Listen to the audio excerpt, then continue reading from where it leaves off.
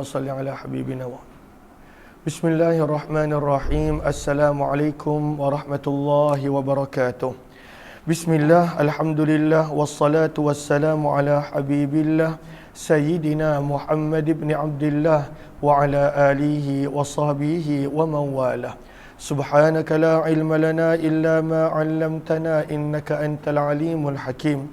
Wa la hawla wa la quwwah إلا بالله العلي العظيم. اللهم رب اشرح لنا صدورنا ويسر لنا أمورنا واحلل عقدة من ألسنتنا يفقه أقوالنا. اللهم فقهنا في الدين وعلمنا التأويل. اللهم ألهمنا مراشد أمورنا وأعذنا من شرور أنفسنا برحمتك يا رب العالمين. والحمد لله رب العالمين. Alhamdulillah, summa alhamdulillah, segala puji-pujian dan kesyukuran hanya untuk Allah Subhanahu wa taala. Selawat dan salam untuk junjungan mulia kekasih Allah, kekasih kita, baginda Nabi sallallahu alaihi wasallam. Insya-Allah kita nak sambung pembacaan daripada kitab hadis yang terkenal, hadis-hadis yang telah dikumpulkan oleh Imam Abu Isa Muhammad bin Isa bin Saurah At-Tirmizi rahimahullahu taala dalam kitab Jami' dan Sunan beliau. Maka minta sahabat-sahabat yang bersama untuk jangan lupa untuk memperbanyakkan selawat. Sentiasa membaca selawat, kerana satu selawat pahalanya pada waktu itu Allah berikan 10 kali ganda. Dan diampunkan 10 dosa. Dan Allah tinggikan 10 tingkatan darjat di dalam syurga. Maka pada bab yang ke-57, Allahumma salli ala Sayyidina Muhammad, pada bab yang ke-57 muka surat 421, maka kata Imam Tirmizi, babu ma jaa, bab pada hadis yang telah datang berkenaan karahiyati, makruh as-saumi, untuk berpuasa yaumal fitri, pada 1 Syawal Idul Fitri, wa yauman nahar, dan pada 10 Zulhijjah, iaitu pada hari raya haji. Maka kalaulah seseorang tu berpuasa juga pada hari ini, maka adakah dia perlu qada kalaulah dia berbuka puasa? Maka lihat kepada Arafah pada baris yang kedua, 4, 6, 8, 10. Baris yang ke-10 daripada bawah. Jumpa tak? Inna sawmal khamsah haram. Jumpa tak? Okey. Wa qala al-Hijaziyun, berkata Imam Malik, Imam Syafi'i dan Imam Ahmad bin Hanbal, inna sawmal khamsati haram, berpuasa pada 5 hari ini hukumnya haram, iaitu raya puasa, raya pertama puasa, raya haji dan 3 hari tasyrik.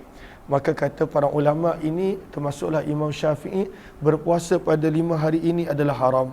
Summa in syara'a fih, dan kalaulah seseorang itu mulakan berpuasa, wa afsadahu, dan kemudian membatalkan puasa tersebut sebab haram, bila uzrin, tanpa sebarang keuzuran, fala syai'a alaihi minal qada, maka pada waktu itu tidak perlu untuk ganti, sebab dia daripada awal memang tak sah dan pada waktu itu memang tak elok.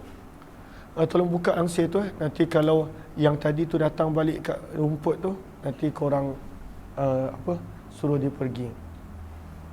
Okey. Allahumma salli ala habibina Muhammad. Okey. Maka tidak boleh untuk berpuasa pada 5 hari ini. Dan Imam Tirmizi bawakan dulu 2 hari, iaitu raya pertama puasa dan raya haji. Riwayat 762. Wa bi ilaihi qala hadatsana Qutaibah qala hadatsana Abdul Aziz bin Muhammad an Amr bin Yahya an abihi an Abi Sa'id al-Khudri radhiyallahu anhu. Daripada Abu Sa'id al-Khudri radhiyallahu ta'ala anhu, beliau berkata, naha Rasulullah sallallahu alaihi wasallam, baginda Nabi sallallahu alaihi wasallam telah melarang daripada berpuasa pada 2 hari, siyami yaumil adha, berpuasa pada hari pada hari raya haji 10 Zulhijjah, wa yaumil fitr, dan pada raya pertama puasa iaitu 1 Syawal. Wa fil babi, kata Imam Tirmizi, dan di dalam bab ini ada juga riwayat daripada Umar, Ali, Ummul Mukminin Aisyah, Abu Hurairah, Uqbah bin Amir, Anas bin Malik radhiyallahu anhum. Berkata Imam Tirmizi, hadis Abu Sa'id adalah hadis yang hasan sahih, dan beramal pada hadis ini di sisi ahli ilmu. Berkata Imam Tirmizi, perawi yang bernama Amr bin Yahya, beliau adalah Amr bin Yahya bin Umarah bin Abil Hasan Al-Mazini Al-Madini, nama penuh beliau. dan beliau adalah seorang yang thiqah, seorang yang diterima hadisnya. Rawa anhu, telah mengambil riwayat daripada beliau Imam Sufyan Ats-Tsauri, Syu'bah, Imam Malik bin Anas rahimahullahu taala. Muka surat 423, riwayat yang ke-763. Wabi ilahi qala hadatsana Muhammad bin Abdul Malik bin Abi Syawari qala hadatsana Yazid bin Zura'in qala hadatsana Ma'mar 'an Az-Zuhri an Abi Ubaid maula Abdurrahman bin Auf, daripada hamba yang telah dimerdekakan oleh Abdurrahman bin Auf yang bernama Abu Ubaid. Beliau telah berkata, syahidtu Umar bin Al-Khattab radhiyallahu taala anhu, aku telah bersama dengan Khalifah Umar bin Khattab radhiyallahu taala anhu fi yaumi nahrin, pada 10 Zulhijjah, iaitu pada raya haji. Bada abis salati qabla al-khutbah, di mana beliau telah memulakan solat raya disusuli dengan khutbah. Thumma qala, kemudian Umar bin Khattab telah berkata, sami'tu Rasulullah sallallahu alaihi wasallam, aku telah mendengar Nabi sallallahu alaihi wasallam yanha, melarang, an saumi hadzainil yaumain, daripada berpuasa pada 2 hari ini, iaitu raya puasa dan raya haji. Amma yaumul fitri, maka kata Umar bin Khattab, sabda Nabi, adapun Nabi bersabda, adapun raya puasa, fa fitrikum, kerana itu adalah hari yang kamu mesti untuk berbuka, tak boleh berpuasa. 1 Syawal mesti berbuka, tak boleh berpuasa. Wa'idun, dan ianya adalah hari perayaan lil muslimin, untuk orang Islam. Wa amma yaumul adha, adapun raya haji 10 Zulhijjah, fakulu, maka makanlah kamu min lahmi nusukikum, daripada daging sembelihan binatang kurban kamu. Berkata Imam Tirmizi, hadis ini adalah hadis yang sahih, dan Abu Ubaid maula Abdurrahman bin Auf namanya adalah Sa'ad, dan beliau juga dikenali dengan maula Abdurrahman bin Azhar juga. Abdurrahman bin Azhar itu adalah anak saudara kepada Abdurrahman bin Auf radhiyallahu taala anhum. Bab yang ke-58, bab majaa, bab pada hadis yang telah datang berkenaan karahiyati makruh saumi, untuk berpuasa ayyami tasyrik, pada hari-hari tasyrik. Dan hari tasyrik ada 3, 11 Zulhijjah, 12 Zulhijjah dan 13 Zulhijjah, dikenali sebagai hari-hari tasyrik. Riwayat yang sebab itu lihat kepada Sahara pada baris yang kedua, gariskan, hiya thalathatu ayyamin ba'da yaumin nahri, hari tasyrik adalah 3 hari selepas daripada raya haji, selepas daripada 10 Zulhijjah. Summiyat bidzalika, dipanggil sebagai hari-hari tasyrik, li'annahum kanu yusharrikuna fiha luhumal adahi fi syams, kerana apabila orang Arab zaman dulu tak ada peti ais, bila mereka dah sembelih binatang korban pada 10 Zulhijjah, maka pada waktu itu mereka jemur daging-daging mereka di panas matahari. Yusyarrikun, mereka jemur. Orang dulu tak macam kita ada peti ais, kita semua benda kita letak dalam peti ais untuk tahan lama. Orang dulu daging-daging untuk tahan lama mereka jemurkan, jadikan daging kering. Atiyah, kenapa? Makan. Mereka jadikan pada waktu itu daging kering dengan mereka jemurkan pada matahari, maka dikenali sebagai at-tasyrik, perbuatan menjemur sesuatu pada matahari.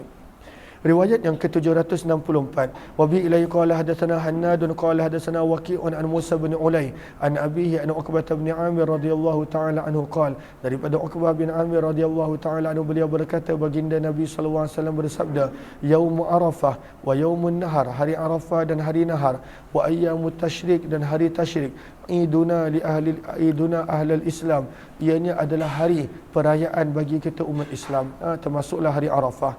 Wahia ayyamu aklin wa syurbin, dan ianya adalah hari untuk makan dan minum. Di dalam bab ini ada juga riwayat daripada Ali bin Abi Talib, Sa'ad, Abu Hurairah, Jabir bin Abdullah, Nubaisyah, Bishr bin Suhaim, Abdullah bin Huzafa As-Sahmi, Anas bin Malik, Hamzah bin Amr Al-Aslami, Ka'ab bin Malik, Aisyah, Amr ibnu Al-As, Abdurrahman ibnu Amr ibnu Al-As radhiyallahu anhum. Berkata Imam Tirmizi, hadis Uqbah bin Amir adalah hadis hasan sahih, dan beramal pada hadis ini di sisi ahli ilmu, yakrahun, mereka tidak menyukai untuk berpuasa pada hari tasyrik. illa kecuali anna qauman ada sekelompok para sahabat Nabi sallallahu alaihi wasallam dan selain daripada mereka rakhasu mereka mengatakan boleh untuk berpuasa pada hari tasyrik hanya untuk lil mutamatti untuk orang yang melakukan haji tamattu idza lam yajid hadiah apabila orang buat haji tamattu pada waktu itu tidak mendapati sebarang binatang untuk dikorbankan walam yasum fil ashar dan tidak sempat berpuasa pada 10 hari pertama Zulhijjah ay yasuma maka golongan ini boleh berpuasa pada hari tasyrik dan inilah pandangan Imam Malik bin Anas Asy-Syafi'i Ahmad dan juga Ishaq. Maka ada mengatakan hanya untuk orang yang melakukan haji tamattu. Maka untuk orang yang buat haji tamattu dia kena berpuasa sebab dia telah pada waktu itu bersenang-senang dalam haji dia. Orang yang buat haji qiran dengan ifrad, maka pada waktu itu mereka lama dalam ihram. Orang yang buat haji tamattu, dia sekejap dia datang-datang, dia buat umrah, dia keluar daripada ihram. Dan bila datang musim haji, hari haji, baru dia masuk ihram balik. Maka dia bersenang-senang. Bila dia bersenang-senang, maka Al-Quran sebut dalam surah Al-Baqarah, "Faman tamatta'a bil umrati ilal haji famastaisarah minal hadi." Maka orang yang buat tamattu' kena sembelih binatang kurban, binatang al-hadiyu. Maka kalaulah dia tak ada binatang kurban, faman lam yajid, orang yang tak ada binatang kurban, fasiyamu thalathati ayyamin fil haji wa sab'atin idza raja'tum. Maka dia kena berpuasa pada waktu itu 10 hari. 3 hari sewaktu dia berada di Mekah dan kemudian 7 hari sewaktu dia dah pulang ke rumah kalaulah dia tak mampu nak melakukan korban. Maka ada yang mengatakan kalaulah dia tak sempat puasa sebelum bermulanya haji, maka berpuasalah pada hari tasyrik. Ada yang mengatakan boleh. Berkata Imam Tirmizi dan ahli Iraq berkata, iaitu mazhab Imam Abu Hanifah, ahli Iraq, para ulama hadis Iraq berkata, Musa bin Ulay pada waktu itu dibaca ain baris dhammah lam baris atas. Sementara ulama hadis Mesir menyebut namanya adalah Musa bin Ali. Maka sebab itu kalau kita baca Musa bin Ali ataupun Musa bin Ulay sebenarnya adalah orang yang sama. Namun ada disebutkan bahawa perawi yang bernama Musa ini dia tak suka orang panggil nama ayahnya dengan Ulay. Waqala, berkata Imam Tirmizi, aku telah mendengar Qutaibah guruku berkata, aku telah mendengar Lais bin Sa'ad berkata, Musa bin Ali pernah berkata, la aj'al ahadan fi hilli saghara isma abi. Aku tidak menghalalkan orang yang pada waktu itu menyebut nama ayahku dengan isim tasghir, iaitu dengan membaca Ulay. Lalu sebenarnya perawi tak suka orang baca nama ayahnya Ulay, maka lebih disukai dengan bacaan Musa bin Ali rahimahullahu ta'ala. Bab yang ke-59, bab maja'a, bab pada hadis yang telah datang berkenaan karahiyatil hijamah lis-saim, makruh untuk berbekam sewaktu berpuasa. Lalu berbekam tidaklah membatalkan puasa, cuma pada waktu itu ianya adalah makruh kerana boleh melemahkan tubuh badan.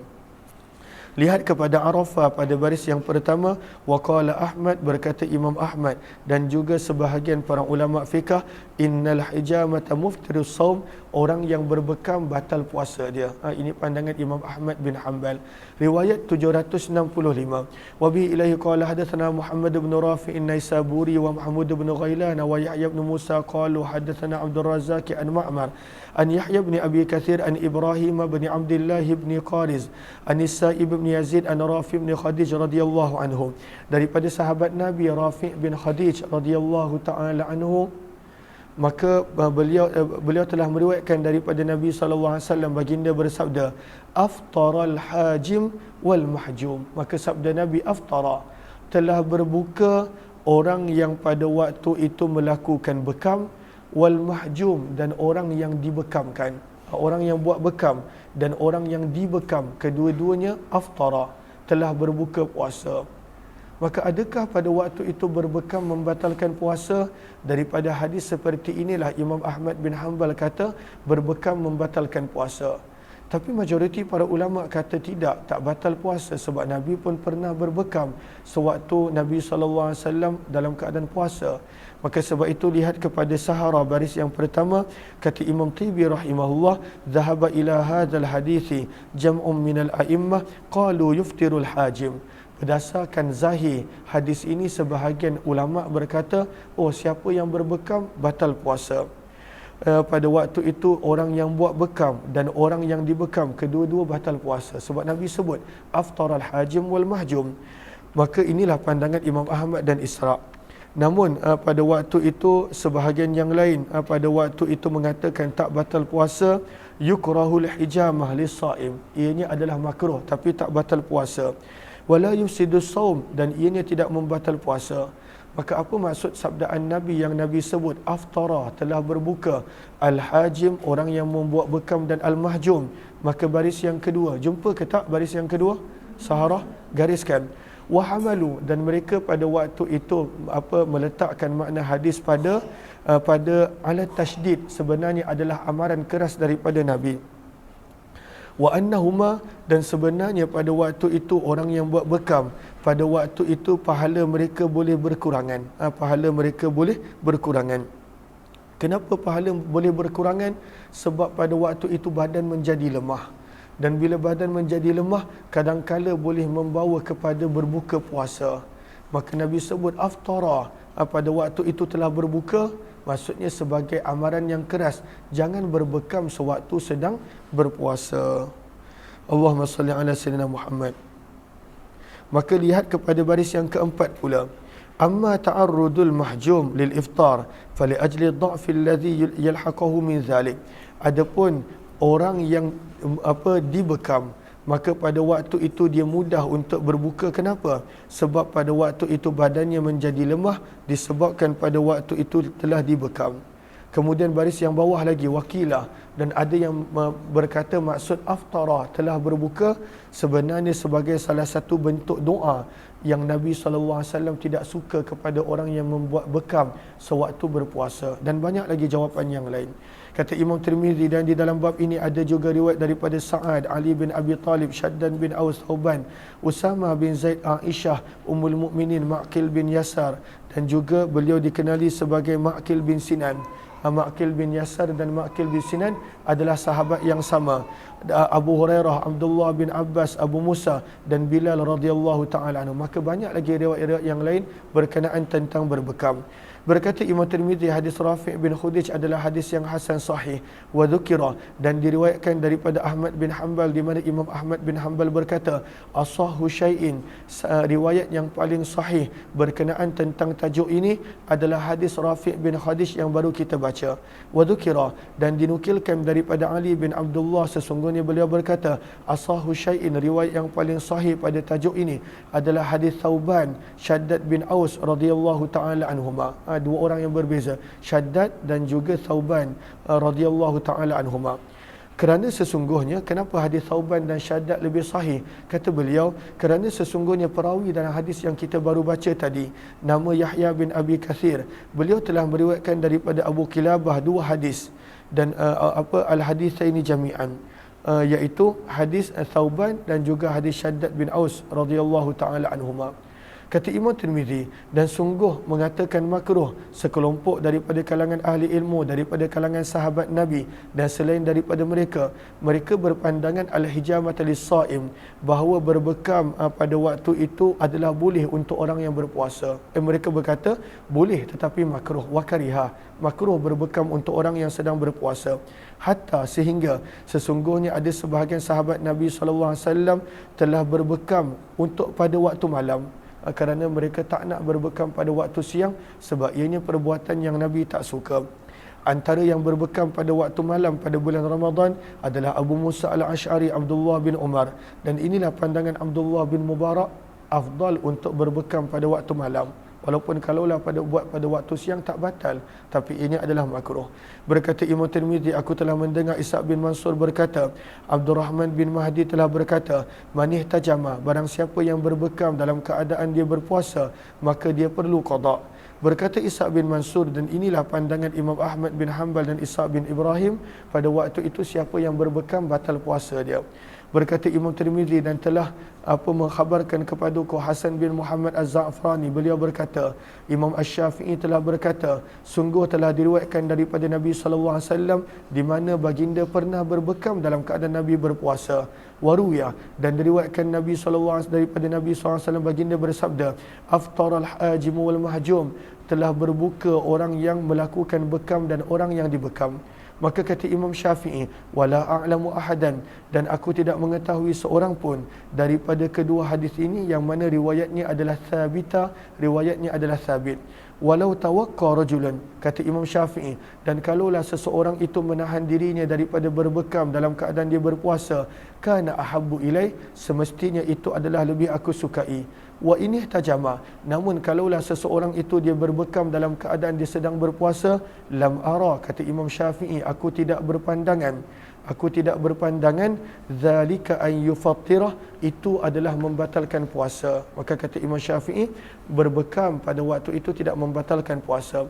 Berkata Imam Tirmizi, hakadha, beginilah apa yang telah disebutkan oleh Imam Syafi'i sewaktu beliau di Baghdad. Wa amma bi Misra, dan ketika mana Imam Syafi'i berada di Mesir, famala ila rukhsah, maka Imam Syafi'i telah cenderung untuk mengatakan boleh. Walam yara bil hijamati ba'sa, bahkan beliau menyebut bahawa berbekam pada waktu itu tidaklah makruh.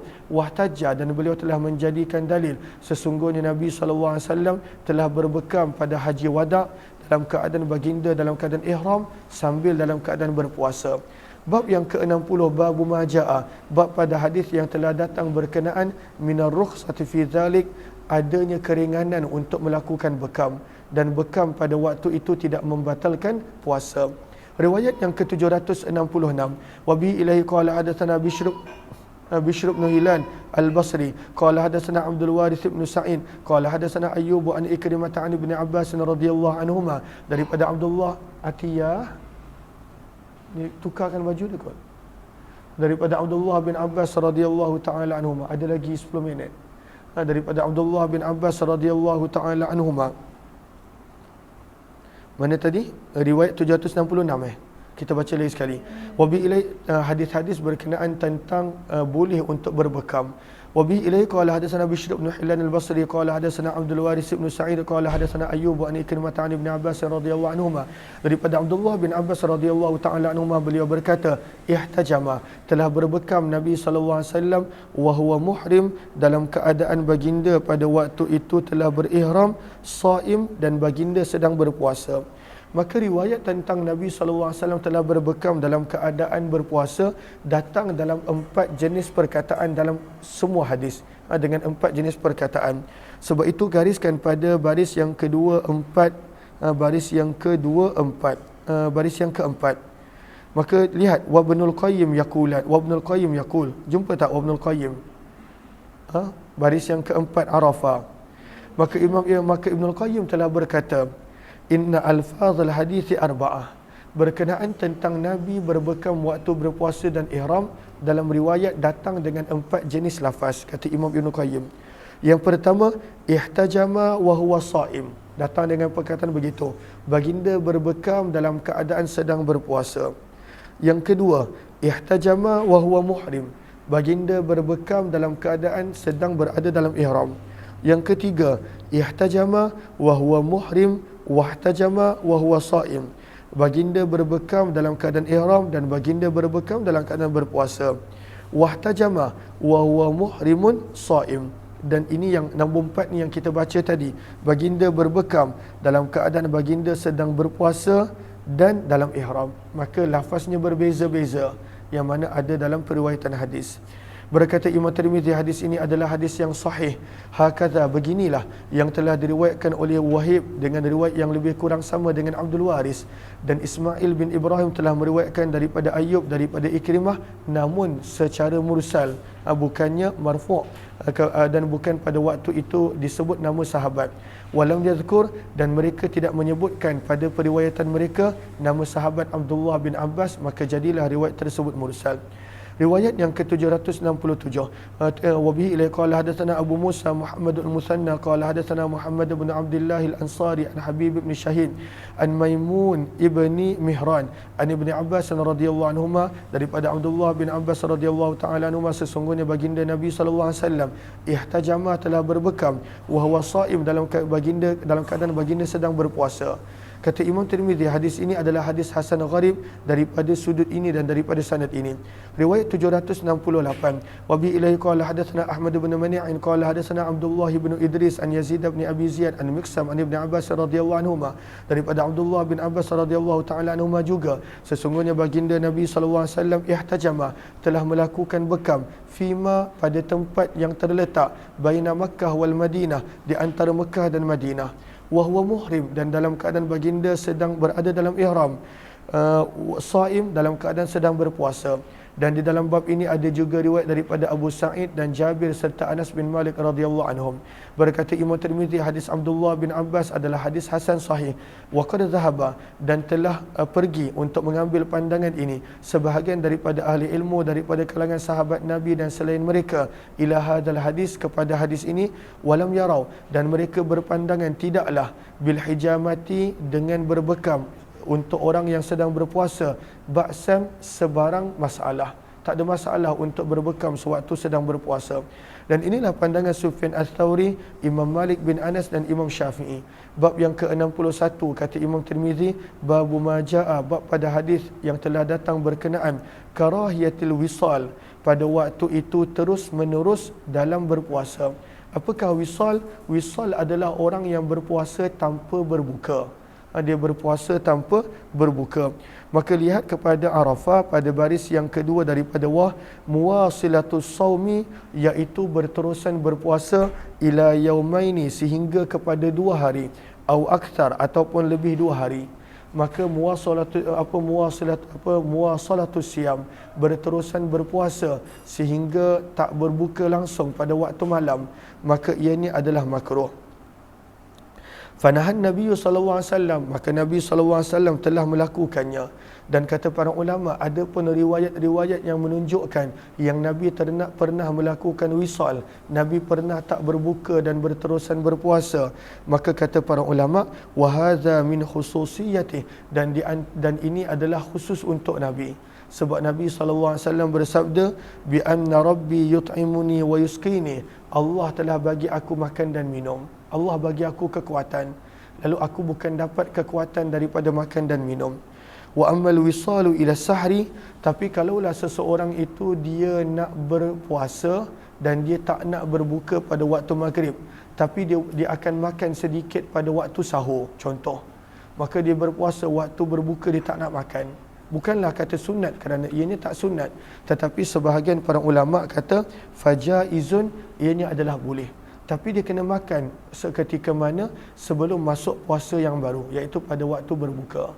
Lalu nanti kita akan belajar Nabi SAW pernah berpuasa wisal, maksudnya Nabi tak berbuka pada waktu maghrib, Nabi teruskan. Dan ada sahabat yang pernah pada waktu itu juga berpuasa wisal direct dan berterusan. Riwayat yang ke-769, wa bi ilai qala hadatsana Nasr bin Ali al-Jahdami qala hadatsana Bishr bin al-Faddal wa Khalid bin al-Harith an Sa'id bin Abi Arubah an Qatadah an Anas radhiyallahu anhu, daripada Anas bin Malik radhiyallahu ta'ala, beliau berkata baginda Nabi sallallahu alaihi wasallam bersabda, la tuwasilu, janganlah pada waktu itu kamu terus menerus berpuasa hingga langsung tidak berbuka. La tuwasilu, lihat kepada saharah baris yang bawah, al-muwasalah fi shaumi huwa an yasuma yawmain aw thalatha la yuftiru fiha, berpuasa 2 hari ataupun lebih dalam keadaan langsung tidak berbuka. Maka Nabi kata jangan buat begitu. Maka para sahabat berkata, fa innaka tuwasilu ya Rasulullah, maka sesungguhnya Tuan pernah buat begitu, Tuan pernah berpuasa 2 hari dalam keadaan langsung tak pernah berbuka.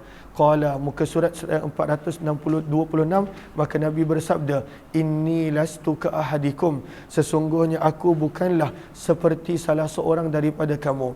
Inna rabbi yut'imuni wa yaskini, sesungguhnya Tuhanku memberiku makan dan minum. apakah maksud Tuhanku memberi aku makan dan minum? Maka kata para ulama, lihat kepada qawata, ada beberapa pendapat.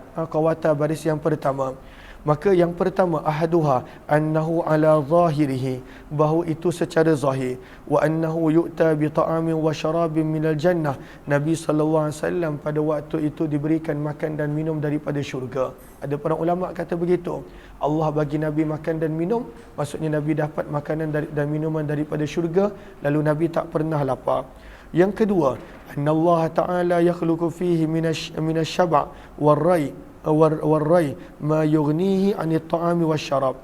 Allah Subhanahu wa taala mencipta pada Nabi sallallahu alaihi wasallam satu bentuk kekenyangan, dan pada waktu itu tak pernah dahaga, yang mana menjadikan Nabi tidak perlu untuk makan dan minum. Allah jadikan Nabi begitu. Wasalis, yang ketiga, Allah Subhanahu wa taala pada waktu itu memelihara Nabi, dan pada waktu itu Allah kurniakan kekuatan kepada Nabi, dan kekuatan tersebut tidak perlu datang daripada makan dan minum, kerana kekuatan daripada Allah, dan kekuatan tersebut tak perlu datang daripada makan dan minum. Maka ini adalah pandangan yang ketiga. Maka ini beberapa pandangan kata Imam Tirmizi, dan dalam bab ini ada juga riwayat daripada Ali bin Abi Talib, Abu Hurairah, Aisyah, Abdullah bin Umar, Jabir, Abu Sa'id, Bashir ibnu Khasasiyah. Berkata Imam Tirmizi, hadis Anas bin Malik radhiyallahu anhu adalah hadis yang hasan sahih, dan beramal pada hadis ini di sisi sebahagian ahli ilmu karihu, mereka mengatakan makruh al-wisal, untuk berpuasa 2 hari ataupun lebih tanpa berbuka ketika mana berpuasa. Dan diriwayatkan daripada Abdullah bin Zubair annahu kana yuwasilul ayyam. Abdullah bin Zubair yang merupakan anak saudara Ummul Mukminin Aisyah, dia pernah berpuasa beberapa hari tanpa berbuka, wala yuftir, dan tidak berbuka. Lihat kepada Arafah pada baris yang kedua, ada riwayat yang menyebutkan yuwasilu ila sab'ati ayyam, pada waktu itu dia berpuasa sampai 7 hari tanpa berbuka. Abdullah bin Zubair radhiyallahu taala anhu. Dan kemudian pada baris yang kedua Arafah juga disebut wa kadzalika sabata muwasilatu Umar, maka begitu juga Umar bin Khattab pernah berpuasa 2 hari, dan pada waktu itu dalam keadaan tidak berbuka. Maka ini adalah perbuatan para sahabat radhiyallahu anhum. Bab yang ke-62, bab ma jaa, bab pada hadis yang telah datang berkenaan al-junubi yudrikuhul fajru, orang yang dalam hadas besar ketika mana masuknya waktu subuh, wa huwa yuridu shaum, dan dia inginkan berpuasa. Dan ini soalan yang biasa orang tanya, orang yang dalam hadas besar boleh tak dia mandi selepas subuh? Boleh tak? Lepas subuh baru mandi. Adakah perbuatan mandi selepas subuh membatalkan puasa? Adakah perbuatan ketika mana datangnya subuh masih lagi dalam keadaan hadas besar membatalkan puasa? Jawapannya tak batalkan puasa. Lihat kepada hadis 770. Wa bi ilai qala hadatsana Qutaibah qala hadatsana Layth an ibn Syam an Abi Bakr ibn Abdurrahman ibn Harith ibn Hisham qala akhbaratni Aisyah. Aisyah telah mengkhabarkan kepadaku, kata Haris bin Hisham, kata Abu Bakar bin Abdurrahman, dan Ummu Salamah juga telah meriwayatkan kepadaku, dan mereka berdua ini adalah Ummul Mukminin, Ummahatul Mukminin, isteri Nabi sallallahu alaihi wasallam. Sesungguhnya baginda Nabi sallallahu alaihi wasallam kana adalah yudrikuhul fajru, telah datang waktu fajar kepada Nabi sallallahu alaihi wasallam, wa huwa junubun, dalam keadaan Nabi sallallahu alaihi wasallam masih lagi dalam keadaan hadas besar, min ahli, yang terjadi kerana baginda bersama dengan isteri baginda. Summa yaktasil, bila selepas masuknya waktu azan subuh, Nabi pun mandi, fayasum, dan Nabi pun berpuasa. Fasa'ala, qala, berkata Imam Tirmizi, hadis Aisyah dan Ummu Salamah adalah hadis hasan sahih, dan beramal pada hadis ini di sisi kebanyakan ahli ilmu daripada kalangan sahabat Nabi dan selain mereka. Dan inilah pandangan Sufyan Ats-Tsauri dan Asy-Syafi'i, Ahmad bin Hanbal dan Ishaq bin Rahwayh. Dan sungguh telah berkata sekelompok daripada kalangan para tabi'in, idza asbaha junuban, bila seseorang itu masuknya subuh dia masih dalam keadaan junub, yaqdi dzalikal yaum, maka dia kena qada balik puasa tersebut. Namun kata Imam Tirmizi, qaul yang paling yang pertama tadi, al-asah, adalah lebih sahih. Maka sebab itu lihat kepada Arafah pada baris yang ketiga, kata para ulama, al-janabatu, hadas besar, la tunafi saum, tidak membatalkan puasa, indal a'immatil arba'ah, di sisi para ulama mazhab yang empat, kecuali ada satu riwayat yang dinukilkan daripada Abu Hurairah. Namun Abu Hurairah pada waktu itu rujuk balik daripada pandangan tersebut. Bab yang ke-63, bab ma jaa fi ijabati shaim ad-da'wah. Maka bab pada hadis yang telah datang berkenaan tentang menerima pelawaan makan oleh orang yang berpuasa. Lalu orang tu puasa tapi ada orang jemput dia untuk makan. Maka apakah hadis untuk situasi ini? Maka lihat kepada Arafah pada baris yang pertama, maka kata para ulama, kalaulah orang jemput untuk makan dan kita sedang berpuasa sunat, maka pada waktu itu yujibud da'i, terima pelawaan dan jemputan tersebut. Summa in ra'a annal mustad'i la yajidu alaih, dan kalaulah ketika mana dia hadir dan orang yang menjemput pada waktu itu tidak kisah, kalaulah dia teruskan puasa, fayajuzu lahul imsak, maka teruskan berpuasa. Wa illa, dan kalaulah tuan rumah pada waktu itu minta dia juga untuk berbuka kerana itu puasa sunat, maka kata para ulama yuftir, maka berbukalah. Fa inna dhiyafata uzrun, kerana pada waktu itu menerima pelawaan tuan rumah pun termasuk daripada uzur untuk berbuka puasa, maka boleh berbuka puasa meraihkan jemputan orang yang menjemput. Riwayat 771, wa bi ilai qala hadatsana Azhar bin Marwan al-Basri qala hadatsana Muhammad bin Sawa qala hadatsana Sa'id bin Abi Aruba an Ayyub an Muhammad bin Sirin an Abi Hurairah radhiyallahu anhu, daripada Abu Hurairah radhiyallahu taala anhu, sesungguhnya baginda Nabi sallallahu alaihi wasallam telah bersabda, idza du'iya, apabila salah seorang daripada kamu dijemput, dipelawa, ila ta'amin, kepada sesuatu jamuan, fal yujib, maka sabda Nabi, maka terimalah jemputan walaupun dalam keadaan berpuasa. Fa in kana sha'iman, kalaulah seseorang itu sedang berpuasa, falyusalli, ay yakni doa, maka mendoakanlah untuk tuan rumah. Yang penting hadir dulu dan kemudian doakanlah untuk tuan rumah. Lihat kepada Arafah baris yang lihat kepada Sahara baris yang pertama, falyusalli ay falyad'u li ahli at-ta'ami bil barakati wal maghfirah, doakanlah keberkatan dan pengampunan untuk tuan rumah. Riwayat 772, wa bi ilai qala hadatsana Nasr bin Ali qala hadatsana Sufyan bin Uyainah an Abi Zinad an al-A'raj an Abi Hurairah radhiyallahu anhu an Nabi sallallahu alaihi wasallam qala, Nabi sallallahu alaihi wasallam bersabda, idza du'iya, apabila dipelawa, dijemput salah seorang daripada kamu, wa huwa shaim, dalam keadaan dia berpuasa, falyakul, maka hendaklah dimaklumkan kepada tuan rumah, inni shaim, sesungguhnya aku sedang berpuasa. Maklumkan tuan rumah. Kalau tuan rumah pada waktu tu kata tak mengapa, maka tak mengapa, teruskan puasa. Kalau tuan rumah minta berbuka, maka pada waktu itu berbukalah.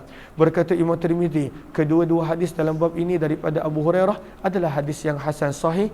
InsyaAllah pertemuan yang berikutnya kita akan jumpa pada jam 10.40 ataupun 10.45, lewat sedikit. Dan kita akan teruskan daripada 10.40 ke 10.30 ataupun 10.45 sehinggalah kepada Zuhur, insya-Allah. Cuma kita akan break sekejap-sekejap.